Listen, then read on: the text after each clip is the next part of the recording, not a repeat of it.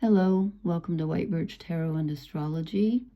I'm going to timestamp when the tarot reading starts for those of you who don't want to listen to the astrology.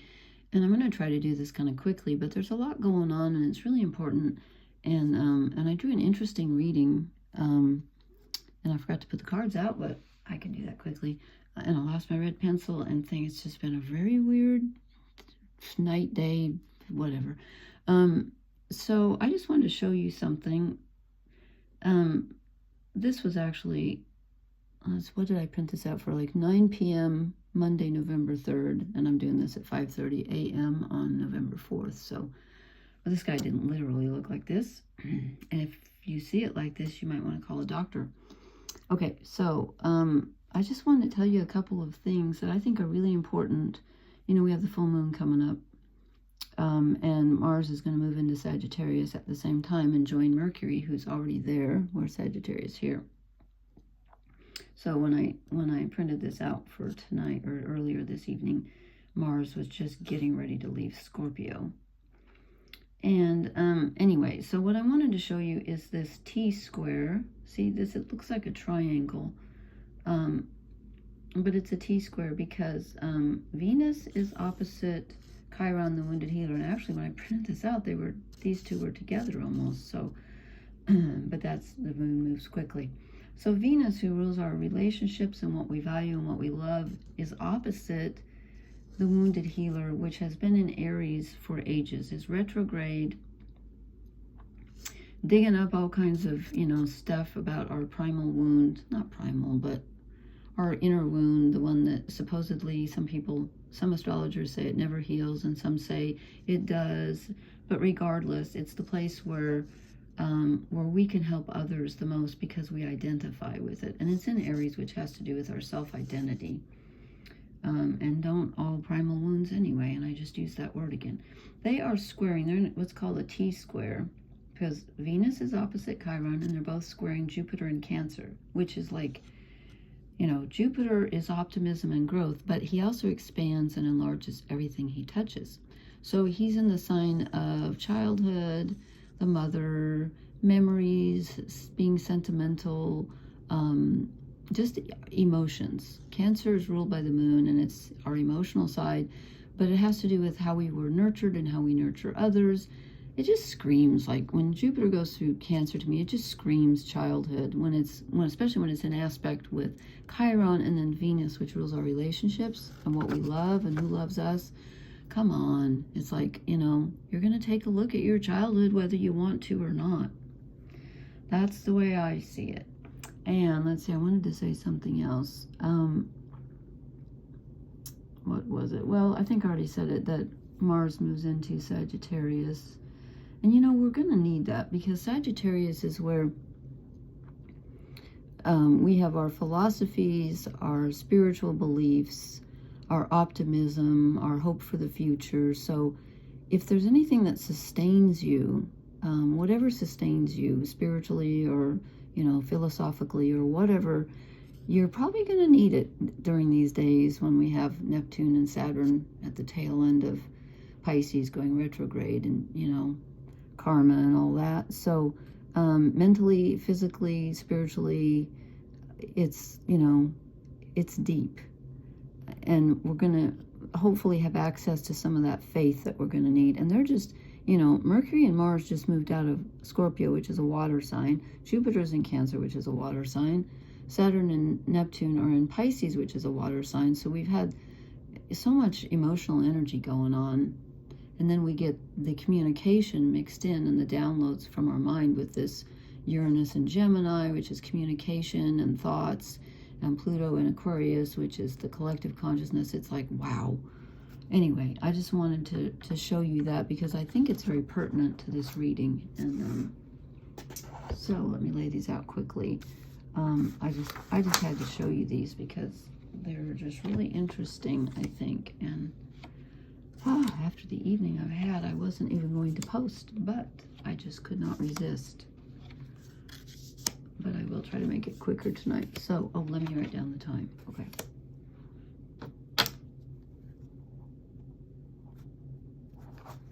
Okay, so I this is not the cross of truth or anything. I just started drawing cards.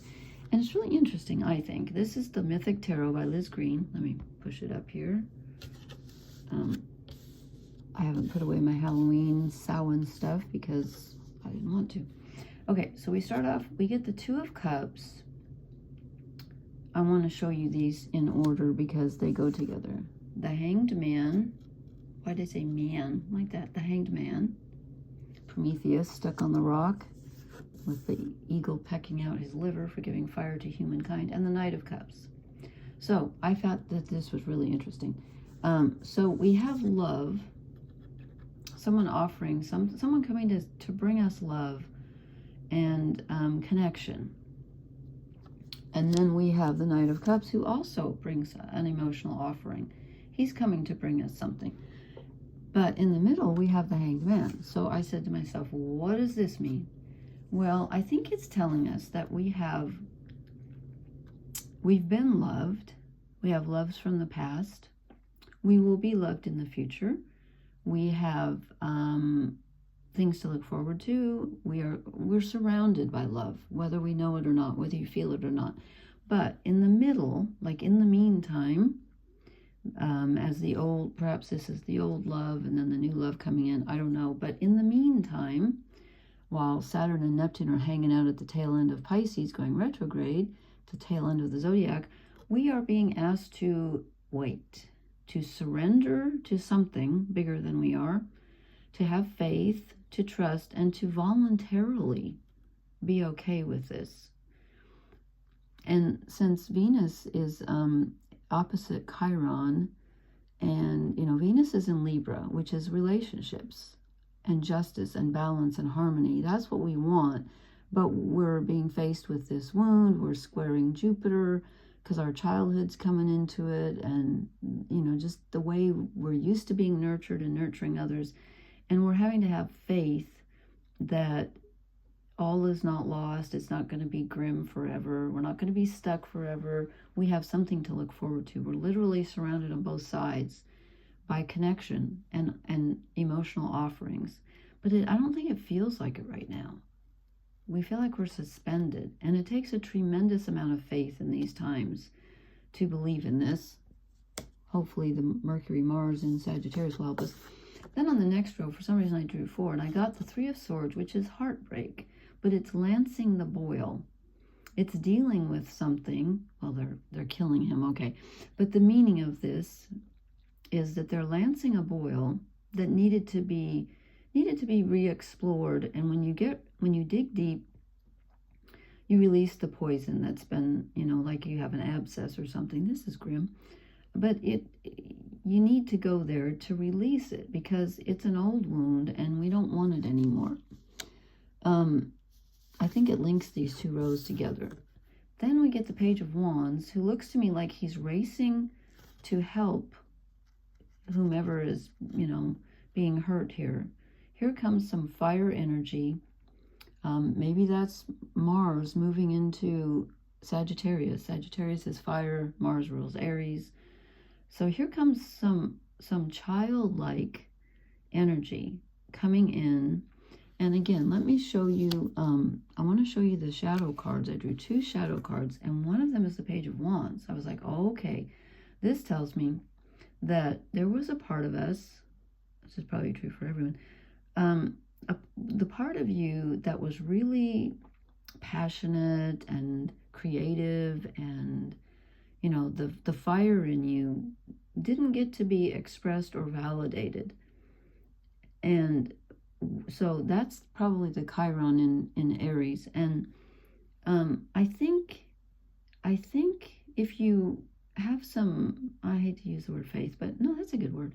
If you trust in yourself, it's still there. It just went dormant. Maybe it didn't get nurtured or watered. It's all dry and, you know, the trees are dead or whatever. But look, here it comes again. It's coming to life. That part of us isn't gone. And if you get in touch with it, it can help you heal the wound, even the wound that it feels itself, if that makes any sense. And then I drew the King of Pentacles, Earth. That's interesting. That's kind of Aries and Taurus, really. But we've got the full moon in Taurus coming up. Taurus is an earth sign, so I feel like this is very Taurian. And the Page of Pentacles came out together. So we have this like father energy who can be a bit too controlling, together with the Page of Pentacles. And I want to show you this card before I explain what I think those mean. Shadow card, 4 of Pentacles. Okay, he's bitter. He's surrounded by wealth, but he doesn't feel it. He feels empty. He's holding on too tightly. And I think what this is telling me is that the King of Pentacles is where we've tried too hard to hold on to emotional and physical security. We've tried to control things. The King is about control. And I'm feeling this in kind of a negative way tonight. We've tried too hard to be the king, and this could be a lack of a father image for some of us. And we had to be the father. And I think what this is saying, since the 4 of Pentacles comes out as a shadow card and says, look, you know, this is too controlling. Is that feeling good for you? No, it's not. So what do? We become the page. Instead of growing up to the king, we kind of go back to our child self, and we find whatever gave us security then, and we look at physical security and structure in a new light. Instead of saying, I have to control everything, we say to ourselves, I am safe. There's something that has sustained me, or I wouldn't have gotten this far, and it must be within me, or I wouldn't be here, because I sure didn't get it outside myself. So instead of feeling controlling, I think we're supposed to be like beginner's mind. You know, we get 2 pages. We get the fire of the desire, the creativity, and the, you know, like, yes, I can do this. Yes, I want to do this. No matter how difficult this gets, I want to do this. And then we get, you know, I can do this physically. I can do this on a real level. I'm safe. I'm secure. I have something to hold on to. Not something to grip so tightly that I'm afraid that I will never have enough. Not that kind of thinking. Not lack thinking. Okay. I was going to draw one. I don't think I'll go to the fairies tonight because it's too wonky. I just want to draw one oracle card to finish off here. Oh, this one fell out. Okay. Oh, interesting. Okay. Interesting. Co-create.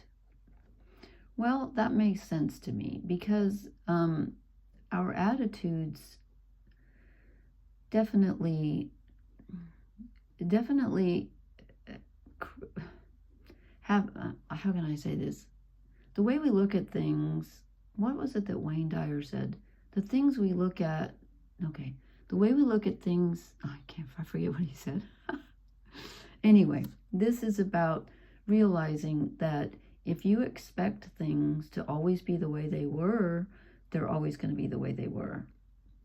And we do have a part in the creation, even though right now things feel karmic, and they are. We are going through things that we really don't always have total control over, but we're not supposed to. But we can control what we focus our attention on, which matters greatly. We can influence our, we can choose how we are going to react. Oh, look, the word react is in the word co-create. Okay, I'm weird. We can choose that. So in any given situation, we can take a pause and say, how do I want to respond to this? Do I want to react quickly? Or do I want to take a breath and respond in a way that I would choose? And that saying comes to me. What are those 3 questions? I think it's from Buddhism, where you ask yourself, is it true, before you say something to someone, is it true? Is it necessary? Is it kind? Wow, if you ask those 3 questions, I don't know about you, but that would probably change a lot of the way I deal with things and people and whatever. because right now we're being relationally challenged, I would say. Relationships are the focus of our growth and our challenge, and aren't they always? I've talked about my favorite astrologer, Liz Green with an E on the end. I've read all of her books I can get my hands on, and she's brilliant, and she calls marriage the burning ground. Now, I would say any intimate relationship, whether it's family, you know, lovers, friends, whatever, the closer you get to someone, oh yeah, the more your shadow comes up. It just happens. The brighter the light, the darker the shadow. I guess it's supposed to be that way. So there you have it. Anyway, I think this is a great thing to end on, because we don't want to forget that it feels like fate is happening to us right now.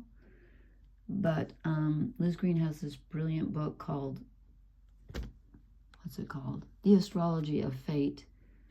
And I've probably said this a million times, but she quotes Carl Jung, the Swiss psychologist, who said, "Free will is the ability to do gladly that which we must do." Yeah. And you might say to yourself, well, I want more control than that. That's more control than you think. It can change everything.